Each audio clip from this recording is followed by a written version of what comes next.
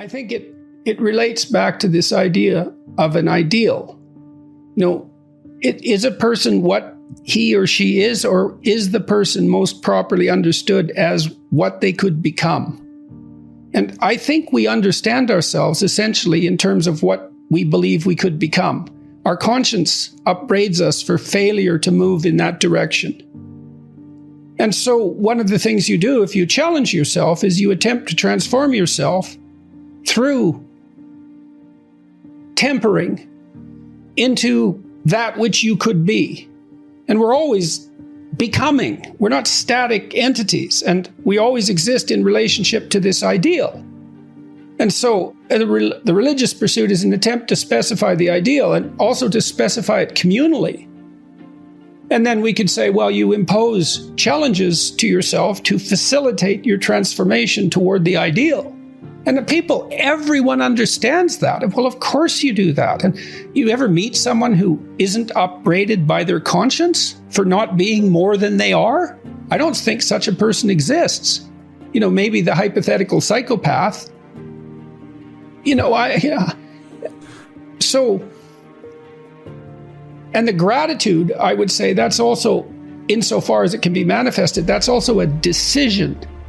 Because you could say, the antinatalists, the people who think consciousness is so unbearable that it should just be eradicated, they think, well, the world is so corrupt and so rife with suffering that it would be better if it didn't exist at all.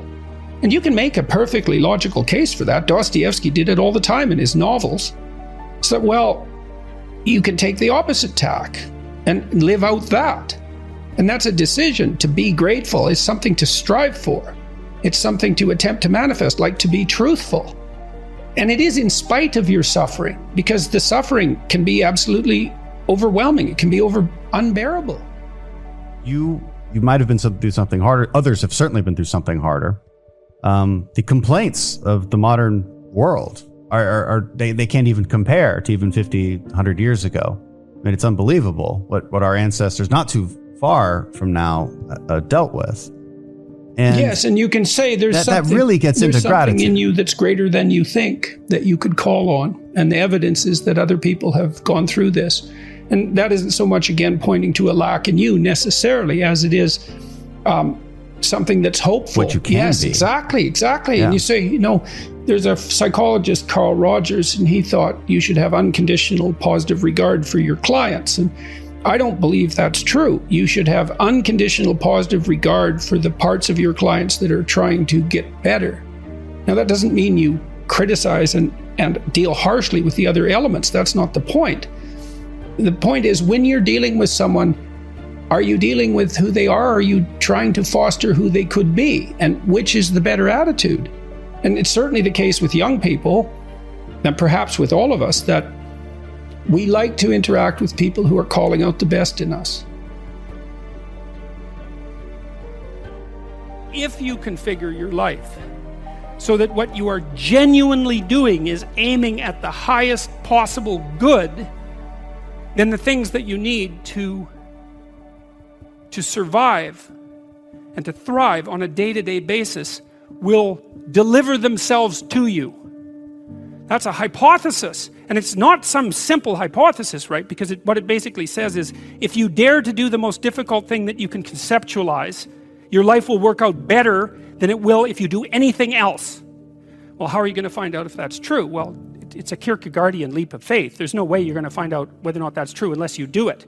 So no one can tell you either, just because it works for someone else. I mean, that's interesting and all that, but it's no proof that it'll work for you. You have to be all in this game. And so the idea is, seek ye first the kingdom of God and his righteousness. It's like, that's actually a fairly important caution when you're talking about not having to pay attention to what you're going to eat or what you're going to wear. It's like, what it's essentially saying is that those problems are trivial in comparison. And the probability is that if you manifest yourself properly in the world, that those things will come your way is extraordinarily high. And I believe that that's exactly right. I mean, I've watched people operate in the world, and I would say that There is no more effective way of operating in the world than to conceptualize the highest good that you can and then strive to attain it. There's no more practical pathway to the kind of success that you could have if you actually knew what success was. And so that's what this sermon is attempting to posit.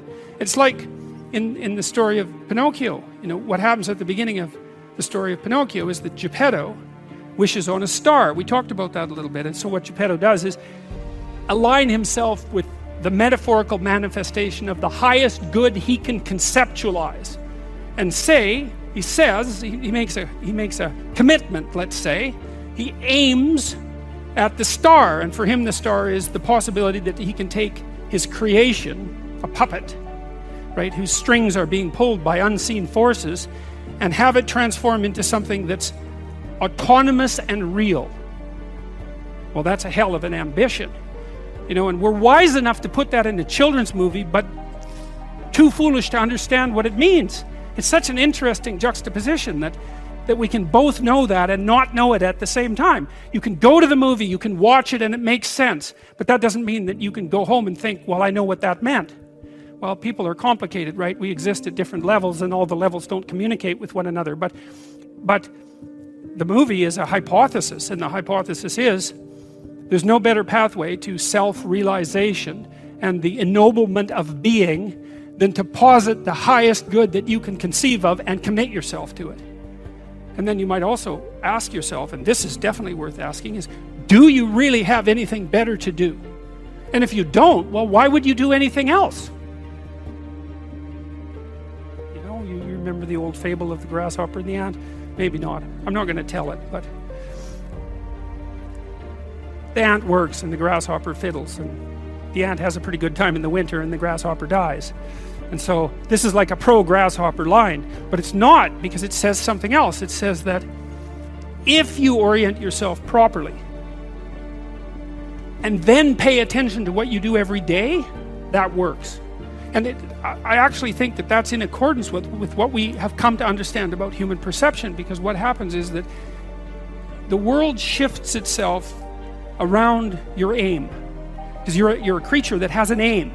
You have to have an aim in order to do something. You're an aiming creature. You look at a point and you move towards it. It's built right into you. And so you have an aim. Well, let's say your aim is the highest possible aim.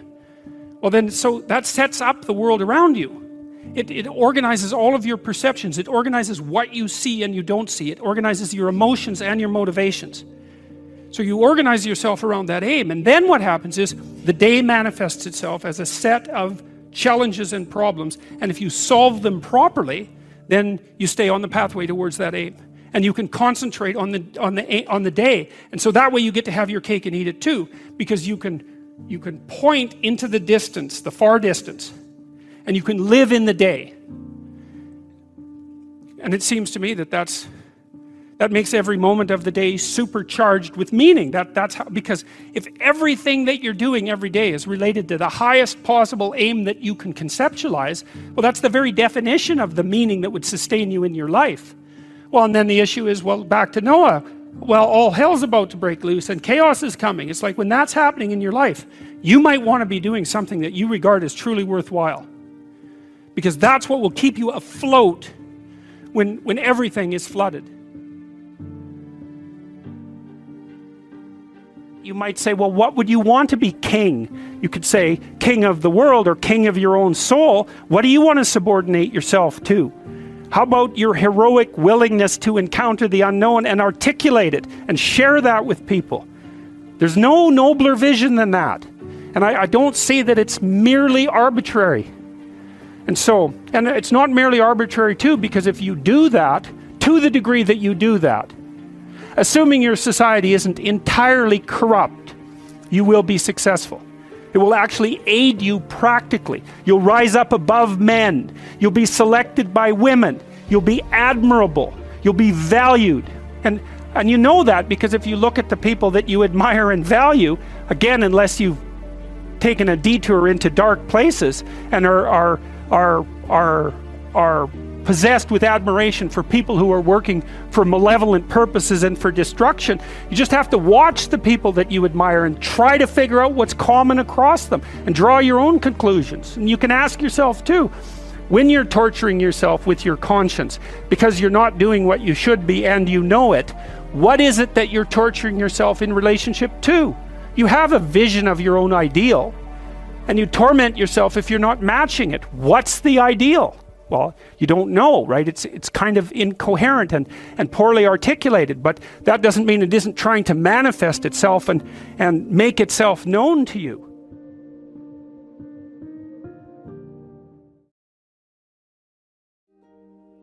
That's part of what tradition is supposed to teach you by presenting you with examples of great people of the past. The lesson is not supposed to be exactly bow down and worship these people. It's be like them. Be like them. And you could be. And I mean, that's really the goal of the humanities. When it's the humanities, if it's not, if that's the goal, then students will study the humanities. As soon as that ceases to be the goal, then there's nothing of value there. I mean, great literature tells you the great story of good and evil, always. It's good and evil against a background of chaos and order, always. And the evil characters are there to be bad examples, and the good characters are there to be good examples, or you see the interplay of those forces within a single person. And it's a reminder of who you could be. And you can find out who you should be. It's actually this is something quite mysterious, I believe, and part of the proof, let's say, that we exist in a world of value. Your conscience tells you who you should be. Now, that doesn't mean that necessarily that it's infallible, but people wrestle with their conscience. You know, there isn't anyone, I've never met anyone who is, you know, I'm narcissists accepted, let's say. Yeah. People are generally tormented by their conscience. And the reason for that is that they're deviating from the path that is their destiny. I mean, and if you don't think that, well, then what do you think? What do you think that conscience is? I mean, I've asked my classes repeatedly, do you have a little voice in your head that tells you when you've done something wrong or you're about to, or a feeling? And they all immediately agree with that. No one finds that a foreign concept. And so if you don't know who you are, your conscience will remind you when you're not, or sorry, if you don't know who you could be, your conscience will remind you when you deviate. And then you can start to attend to that. Think, well, look, I'm actually ashamed when I do this. I should stop. Unless I want to be ashamed all the time, it looks like I should stop. And then maybe you stop doing that, and then your conscience objects to something else, and maybe you stop doing that. And as that happens, you start to develop a vision of who you could be. And the chapter indicates it looks at symbolic representations. It's an examination of a certain symbolic representation of the ideal. And so it's my attempt to assess tradition for what it can tell us about what the ideal human being might be like. And the ideal human being is the person who forthrightly upholds the traditions of the culture and forges a way into the unknown. We went through that, and pulls new information in and rebuilds himself and the world. For you to make contact with the highest of values, you have to bring that down to your particulars and figure out how you do that. It's going to be a way that no one else does it, because you're the only one that's you. But you can aim at something, and the point of the chapter is that you aim at something and that will shape you as you move towards it.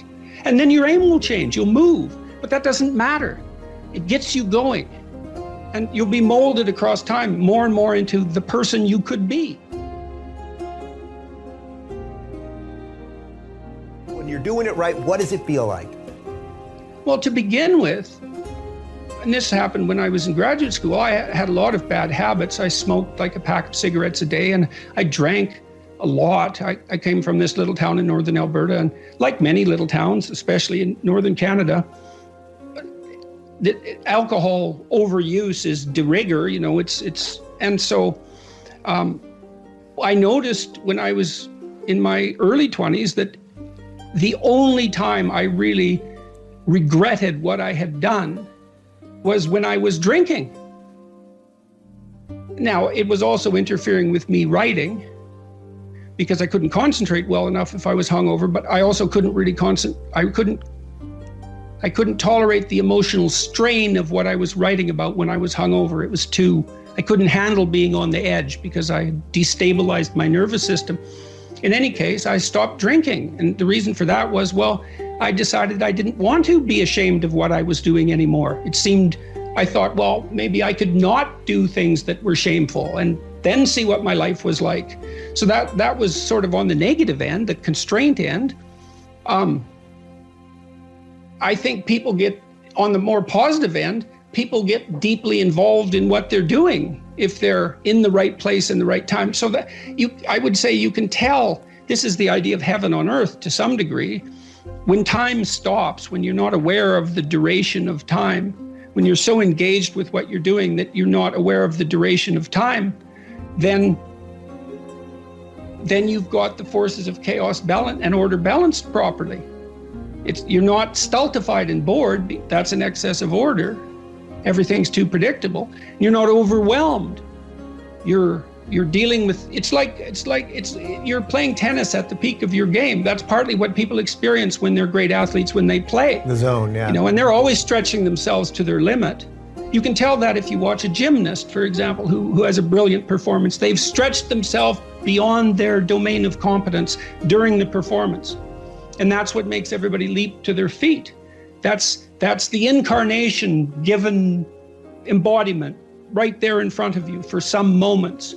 And everyone cheers that on. That it becomes fleeting in that suddenly you could have a great month and then suddenly something happens, chaos returns. Like it's that we almost forget that moment. You can't hold it. Well, it requires even to some degree some good fortune to maintain. I certainly haven't been able to do that while I was ill. And time, one of the consequences of my illness, whatever it was or is, was time dilation. Like days lasted weeks. It seemed like minutes lasted hours. And I mean that literally. And that was terrible. The weight of time. It's the weight of brute mortality. It's the weight of self-consciousness. And you escape that immersed properly. So, and that second chapter is a pretty practical chapter. It's like, well, if you're not who you want to be, then think about how you could be better. Take a chance, aim at that, work at it, and see what happens.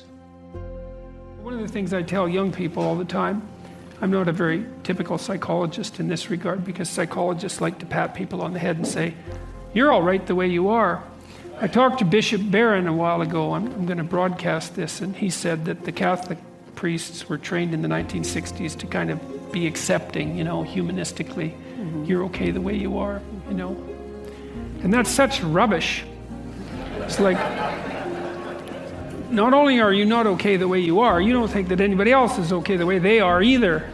And you don't think your children are okay the way they are. Like, you love them and all that, but you don't want them to stay 3 years old their entire life. You want them to expand and improve and become who they are. And so, instead of telling young people that they're okay the way they are, I tell them that, and it's a terrible message for them if they're desperate. So let's say 10% of the people in my audience are young, maybe they're young men, just for the sake of argument. And they're like not in good shape. They don't have any goals. They're drinking too much. They're watching pornography all the time. They've got no aim. They've got no structure in their life. And they're just bloody miserable. And the misery is twisting them into malevolence, because enough misery will absolutely do that to you. And then what are you going to do? And come along and say, well, you're okay the way you are? It's like, that's the last thing they want to hear. It's like, get your damn act together. You got things to do, and they're going to be difficult. And that there's an echoing Christian message in there, I would say, which is you pick up the weight of your suffering voluntarily, and you walk uphill with it. And that not only gives you the meaning that you need in your life, to stop you from degenerating in a dangerous manner, but it actually makes things better. And so that all has to be part of it. Like, I believe in human ingenuity. I think we can solve all the problems that beset us. But it can't just be, it has to be more than we can enhance material well-being, which is what it tends to be now. It's not enough. And so, and you get brushed off by the apocalyptic types. You know, I've been an advocate for people to put their lives together. And of course, my life has fallen apart. And so you might ask yourself, well, are you aware of the irony of that? And the answer to that is, well, absolutely. You know, it's shameful. I feel that frequently. And then so you might say, and people tweet this out fairly regularly, you know, who am I to give advice? And I suppose that's a perfectly relevant question.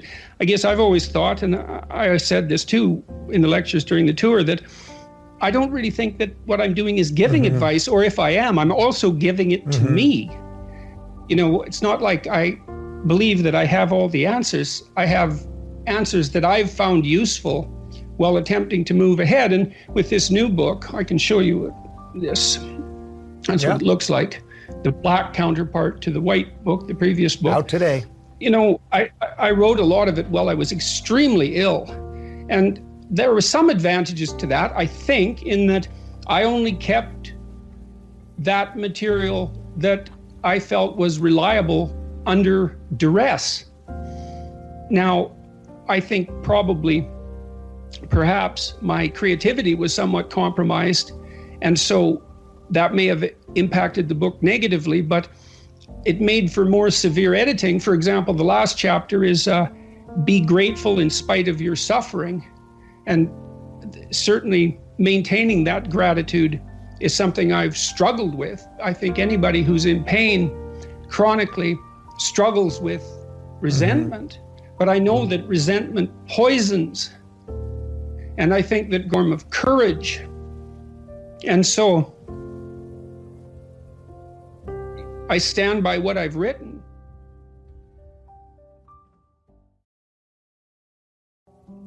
There's this idea in the New Testament, if you knock, the door will open. You think, well, that's an unbelievably, naively optimistic statement that no one in their right mind would possibly give any credence to. But the world is a very strange place. And it is the case that your perceptions of the world and the personality that you inhabit orients itself around your fundamental goal. You're goal-directed creatures. You look forward. We point at everything. Like we're arrows that are aimed at, we're either aimed at something or at nothing, but we have to be aimed. And if you aim at something, then the probability that something will come out of that is radically enhanced. And it might not even be what you aim at to begin with, but that's okay, because what do you know? Like, you might be aiming wrong. If you aim and then move forward, your perspective will change, and then maybe you can shift your aim, and that's fine, but at least you're moving forward. And then the future you want to create is the future that you create. And you might as well create it, because you don't have anything better to do. The other thing that's so important to realize, and this is part of the issue with regards to fragility, is you're all in on this game. You've already staked your life on it. And so you, as far as I can tell, you might as well stake your life on something that you regard as worthwhile, because you're staking your life anyways. And what's the alternative? You're going to stake your life on something you don't think is worthwhile? It's like, how is that an improvement? There's no improvement in that. And so if you want to plow a better pathway forward, then get out the plow and start working it. And that works way better than you would think. I've often wondered, and I think it's a reasonable thing to wonder, it's like, we're not doing too bad in this world, you know. Things are a lot better than they were 50 years ago, and there's a lot of reason to be optimistic, and there's reason to be pessimistic. But, you know, it's not like we're all in making things better. We're maybe 60-40 or 65-35 or something like that, each of us individually and then also collectively. You wonder what would happen if we were all in, just how much better we could make things. And there's something that's worth thinking about. There's something to devote yourself to. It's like, how much suffering could you rectify if that was your goal? Your own and other people's as well. And how much malevolence could you constrain? And what amount of good could you do in the world? That's a noble goal, and it's certainly something worth discovering, unless you have something better to do. And it doesn't seem to me that you do. So, well, especially when you think about good, is not as something that's associated with naive adherence to a set of constraining rules, that all good is obedience. I'm not talking about that at all. I'm saying, look, there's problems that are out there in the world, and some of those problems bother you. They're your problems.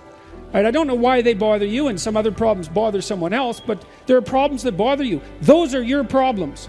Right? That's your call to adventure. Solve them and see who you are.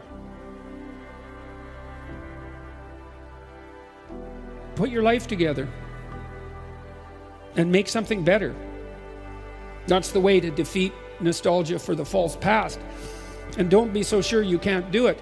I have this program I'll tell you about very briefly because of the effects it's had that have been surprising to us, because we've tested this empirically. It's called the Future Authoring Program, and it's on a site called selfauthoring.com. And it's a program that is designed to help people make a plan for their life. And it's a fairly straightforward program in some sense, although not so much in others. I might say, well, what do you want to do with your life? And you think, oh my God, I can't answer that question. It's like, that's a big question. And so you don't know. Part of the problem is it's not a very good question. It's not differentiated enough. So if you ask yourself a question that's so large you can't answer it, well, then you should ask yourself a smaller question. And so in this program, you're asked to do things. We tried to make it practical. It's like, okay, it's 3 to 5 years down the road, and you get to have what you need and want within reason, right? Assuming you're taking care of yourself within reason. Well, what might you want? How would you like your family interactions to be going? Siblings, parents?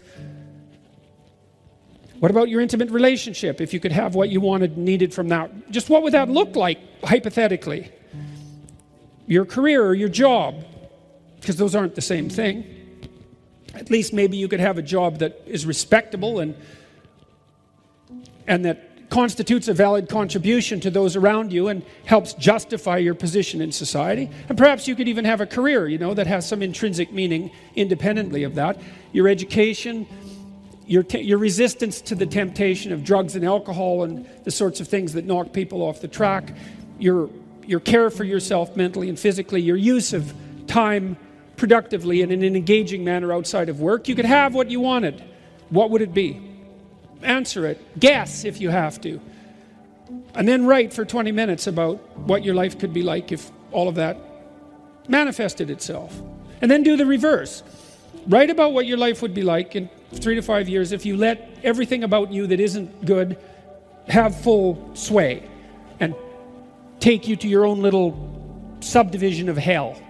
And people are pretty aware of that. Everyone knows. Everyone I've ever talked to has some real sense of how they would degenerate if they degenerated in their own particular way. Some people would become cruel. Some people would become homicidal. Some people would become alcoholic. Some people would end up on the street. Some people would drift into prostitution. People know where their weaknesses are likely to tempt them and take them. And so then you sketch out a little hell and a little heaven, and maybe you're motivated to run from the one, which is good, and to run toward the other. And so then you have a framework for your life. And then maybe you make a strategic plan. Well, we've done that now with thousands of people in Holland and in Canada, mostly university students, well, all university students in the research studies. And we found at this little college in Canada, Mohawk College, that if you brought students in the summer in their orientation and just had them do this program, which should probably take you about 5 days if you did it thoroughly, if you had them do it really badly in an hour, that decreased the probability that the men would drop out in the first semester by 50%. It was a staggering finding, and we found findings of similar magnitude across the other studies. And the reason I'm telling you this is because a lot of the reason that people don't get what they want is because they don't aim at it. This idea that you should have higher self-esteem or that you should be happy, it's like, Jesus, it's so weak. It's so pathetic. It's like, first of all, forget it, because you're not who you should be and you don't deserve your self-esteem.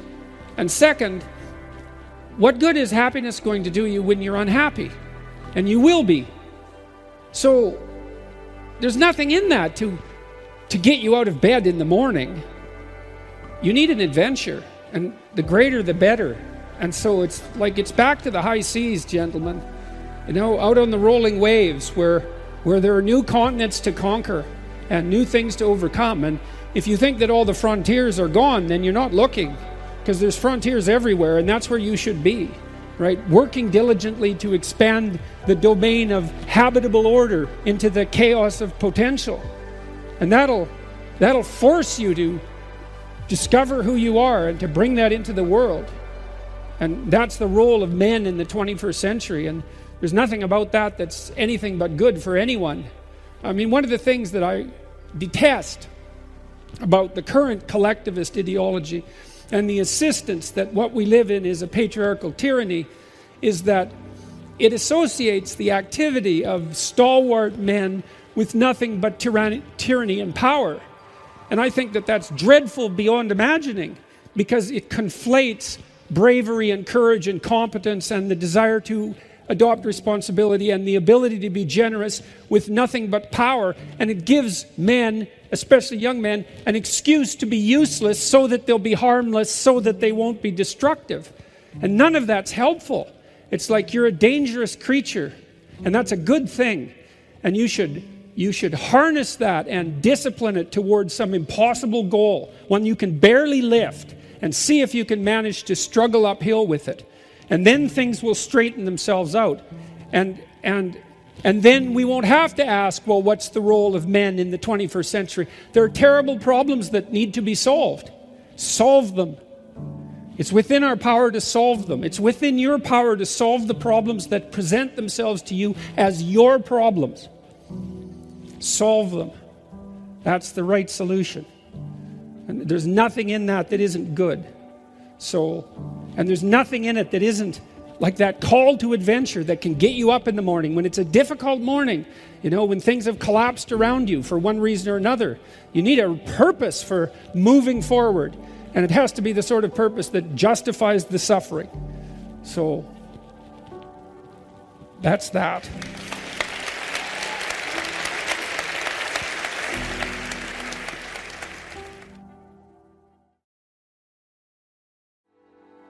Many times in life, people don't get what they want and they need because they don't aim at it. And it's a hard lesson for people to learn because they're cynical to begin with and they presume that there's no possible way of moving forward. But it's not so unreasonable to assume that you're not going to hit what you don't aim at, or you're not going to hit what you aim at and don't shoot at.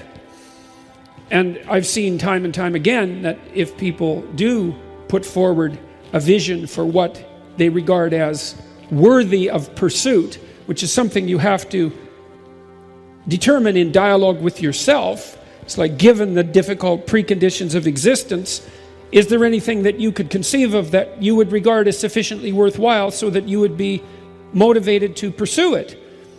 It's a profound philosophical question, and it's not an unreasonable one. It's a good place to start. It's like, well, life is difficult enough to make you cynical and bitter, and perhaps enough to make you cynical and bitter and suicidal and homicidal and even genocidal. And it's not surprising in some sense. And then the question is, well, is there something that you can pursue that allows that to be acceptable or perhaps even desirable, which is something to do that justifies the suffering? And it's hard to say what that would be for each of you. It's something that you can discover. This is partly why Nietzsche was wrong. Nietzsche thought that after God had died, that human beings would have to invent their own values. But the psychoanalysts, I would say Jung foremost among them, put forward a very powerful counterclaim, which was that, well, you can't invent values. They're already built into you. You have to discover them. And I think that's true for each person. It's like, well, what would justify you in in the abandonment of your resentment and hostility? What would be a sufficiently adventurous goal? And this is part of the problem with the collectivist viewpoint, I believe. I was thinking about that today too. I learned as a psychotherapist not to solve my clients' problems for them. You're a bad therapist if you offer advice. I mean, you do sometimes, because there are situations that are relatively trivial that just need to be strategized through. But fundamentally, what you want to do, if you're careful, as a friend or a family member or as a psychotherapist, is to help the person discover their own pathway forward, right? And that's going to be a difficult pathway, because it means that they're going to have to accept the burden of their life. And then they're going to have to come up with their own solutions to what would justify that burden. And if they come up with their own solutions, then often they find one that at least in part justifies the burden. And the problem with the collectivist perspective, especially the one that portrays you as a victim, is that it's always up to someone else to solve your problems. It's not like you don't have the problems. The idea that in some sense you're an eternal victim, well, there's a truth in that, given that nature is conspiring to destroy you and will be successful in the end, that you're undermined by your own society at the same time you're buttressed by it, and that you're a target of your own malevolence and that of others. I mean, so there's a triad of tragic and malevolent forces that are aimed directly at your heart, and that's always the case. But to not take responsibility for that and to attribute to that to a cosmic injustice or a sociological injustice in some sense that's aimed particularly at you, that's somehow the fault of others, is to miss the great adventure of your life.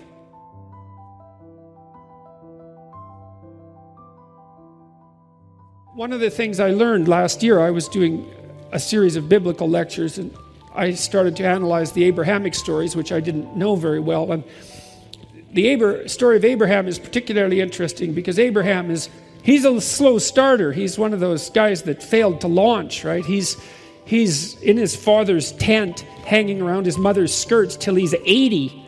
And 80, that's exactly it. And God finally gets fed up with him and says, look, why don't you get the hell out of the tent and get out there in the world and have an adventure? Your life is waiting for you. And well, it's God calling, so Abraham has enough sense to pack up and leave, but it's complete bloody catastrophe from there on in, I mean, the first thing he encounters is a famine, and that's no joke, and then it's a tyranny, that's the next thing, and then it's a conspiracy to steal his wife. And I'm sure that he spent the next 20 years wondering why in the world he ever listened to God and just didn't stay in his damn tent. But there's the Abrahamic story and the stories that follow that they all have that same narrative structure, is that there's this call to adventure, but it's not to happiness by any stretch of the imagination. It's to a heroic mode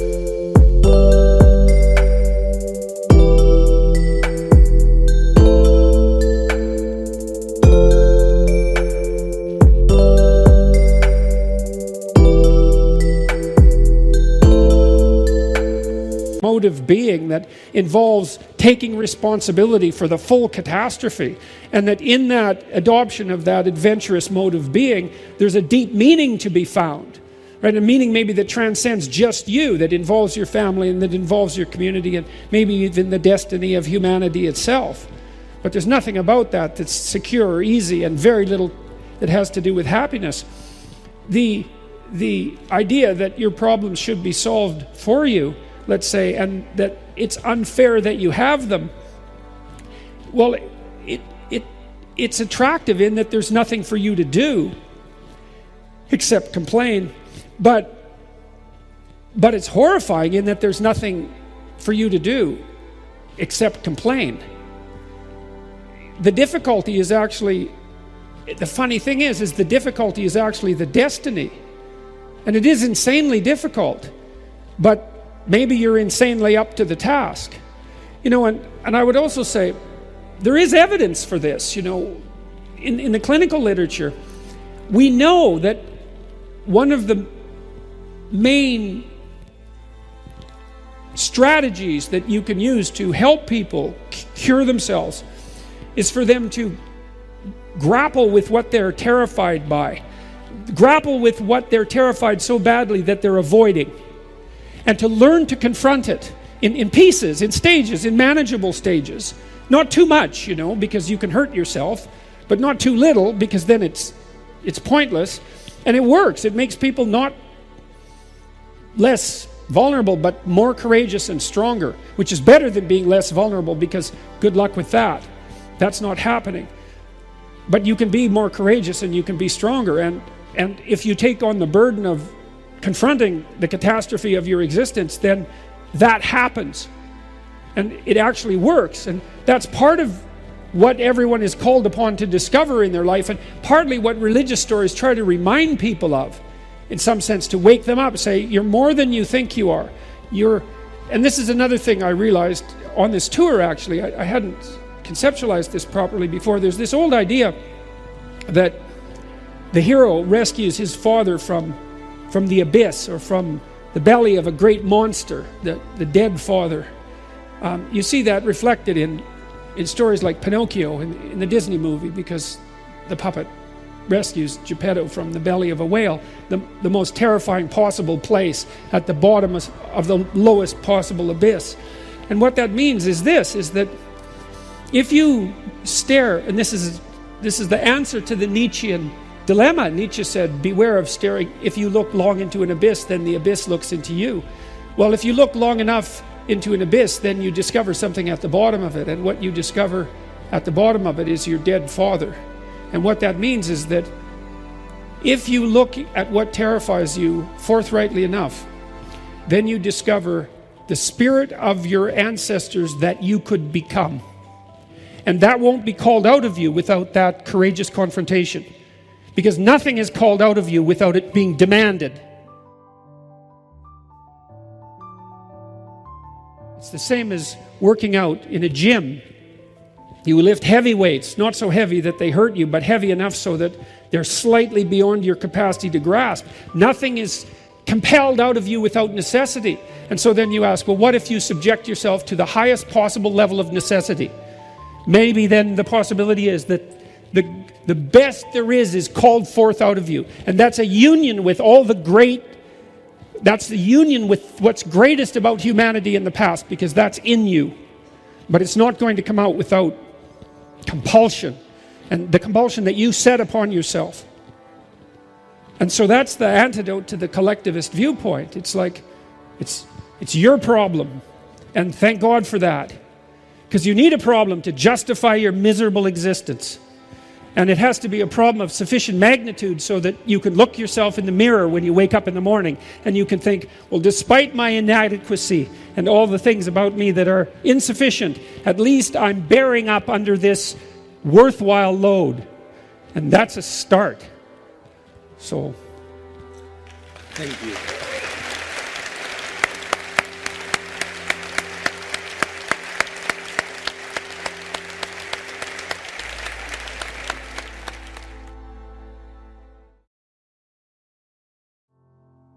The circuit that we use to defend ourselves against predators, as we've evolved cortically, that circuit has come to represent what we don't know in general. Because the predators, of course, inhabit where we don't know. And so evolution is a conservative force, and we use the circuits that we've evolved to represent new things. And so the unknown, the chaos, is often represented by a monster that swallows you up and pulls you down. And you know, when you're feeling terrible, you don't say, well, I'm feeling up. You say, I'm feeling down. Well, why is that? Well, down is worse. I guess you're flat on the ground when you're down, or you're in a hole or something like that. You're hiding in a hole. You know, it's down. And you're threatened by something. You know, maybe you're threatened by your own inadequacy. That might be part of it. Maybe that's partly what you imagine as a monstrous force, because, you know, your proclivity towards procrastination and your weakness of character is part and parcel of why you happen to be in the underworld. And that's the underworld, the mythological underworld. That's where you go when things fall apart. And if you understand that, if you know that that's what that means, then you have one of the keys that opens up ancient stories to you, and you understand things. Your life can be organized, going very well, and then something comes up, and poof, everything changes. Some axiom that you were living by, and it might be the existence of a partner, it might be a job, it might be your health, any of those things, gone. And you go somewhere when that happens. You go somewhere. It's a state of being. You're still in the same world, but it's not the same at all anymore. Everything about it is different. It's all negative and dark, and you don't know what to do. You're confused. And so, what do you do down there in the underworld when things have fallen apart? Especially if it's the worst possible case scenario and you realize that you actually had something to do with your demise. That's really annoying, you know, when something bad happens to you and then, you know, you grind yourself into bits trying to figure out what the hell happened, and then you realize that, well, you were playing a causal role. Now, sometimes you're so depressed you assume you're playing a causal role, and you weren't. It's not easy to figure out by any stretch of the imagination, and it isn't that everyone who does something terrible is at fault for it, but sometimes you find that you were off the path somehow, and maybe even that you knew it and you didn't attend to it, and that's why all of this hit the fan. And so then down there in that chaos, you decide that you're going to do what you're supposed to do instead. And then maybe you get to rise up again, renewed, if you're lucky, and then you can go fix the city. And that's what this story's about. And that's why I picked the image to represent the course, because really what happens, you see, with the psychoanalysts, the road to health, if you're not doing well, which means that as you act in the world, you're not getting what you want. There's something wrong with the match between your presuppositions and your actions, habitual, and the way the world is responding to you. And so it's not turning out for you. And the question is, well, what can you do about that? And one answer might be to examine yourself for presuppositions and action patterns that are not serving you well, and to find out what they are and what to do about them. And maybe some of that is, maybe you're not moving forward because of fear, and maybe that fear is grounded in terrible experiences that you had in the past that you've never been able to understand.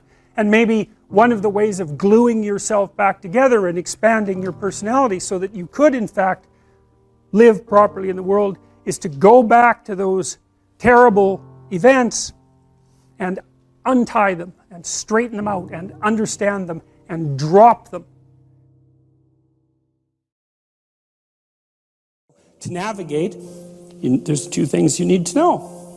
The first is, where the hell are you? Exactly, precisely, right? Razor sharp. What's good about you and what's bad about you? By your own reckoning. You don't have to, you can ask other people, but this is a game you play yourself. It's like, as far as I'm concerned, I'm taking stock. What is it that's okay about me and what needs some work? And you got to watch to not be too self-critical when you're doing that too, because that can just be another kind of flaw. And then the next is, okay, well, where are you going? What's your destination? Well, and that's what the frame is. Now, you know, you could do that in a very sophisticated way. And you do that by thinking consciously about who it is that you are in an articulated manner, and where you want to go and why and how you're going to get there. And people hardly ever do that. That's come as such an absolute shock to me as an educator. I just, because one of the other programs, I use this in my classes. One of the other programs in this suite of programs is called the Future Authoring Program, and I started developing it in my Maps of Meaning class, which is where some of this material is from. And I got students to write about their past. It's like, okay, we're talking about stories, so let's tell your story. Who are you? How did you get here? And what are you now? That usually helps people put things to rest, although it's quite stressful while you're doing it. Stress goes up when you're doing it, and maybe you feel miserable for a couple of weeks, and then stress goes down and it stays down. So that's also why people don't do it, because who the hell wants to have their stress go up? But if... Tell me now, if you want to get out of my life, but the light,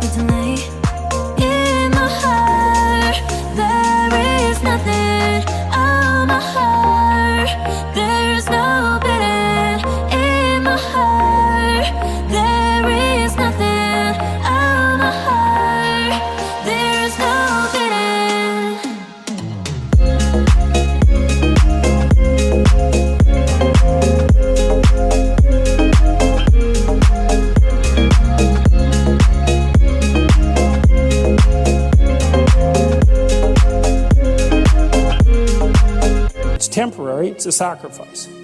So then the next issue is, well, where are you going? And one of the things that, and this I cannot understand.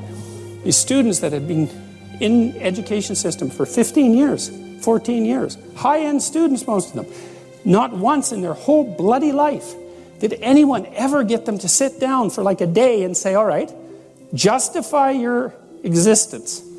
Like, well, seriously, it's like here you are in university, you're taking a bunch of courses, you've got some sort of vague career plan. It's like, defend the damn thing a bit, since you're going to go live it and everything. You're staking everything on it. It's like, what's your damn plan? And why are you so convinced that it's not the plan of a babbling fool? Because if you haven't thought about it, then it is. And if you really want to go out there and live that out, you know, one of the things Carl Jung said was that you're in a story, whether you know it or not.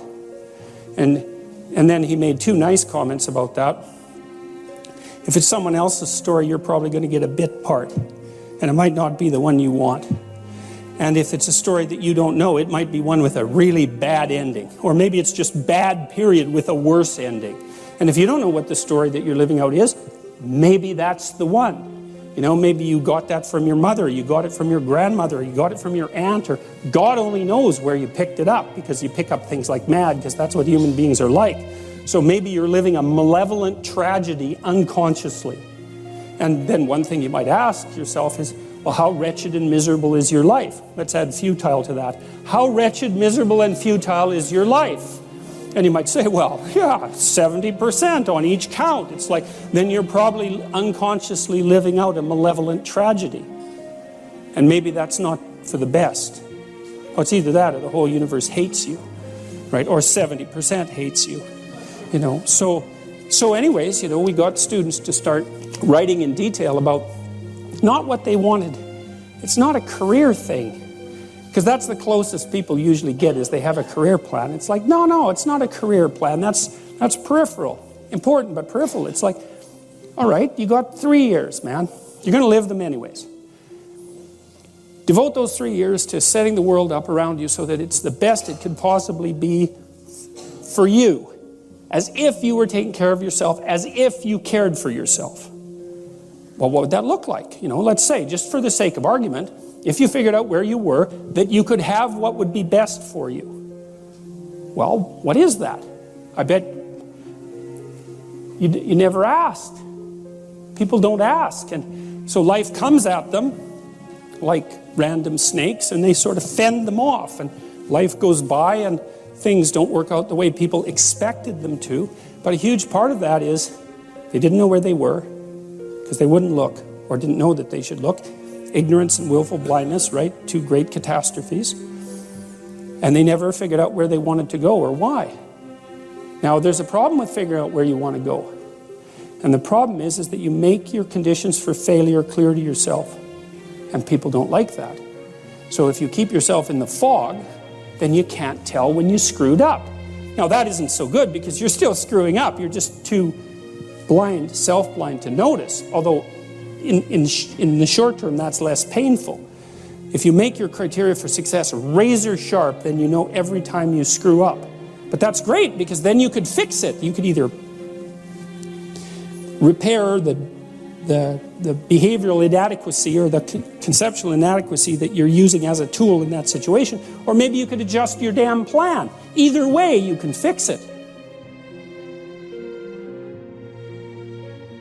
If you don't do that, if you don't do it consciously, and this is what the psychoanalysts pointed out, is that you have innumerable quasi-autonomous subsystems that make you up, that will generate stories impulsively, and you'll just act them out. And you know that because you watch yourself over 2 weeks and you think, Jesus, I did a lot of stupid things in the last 2 weeks.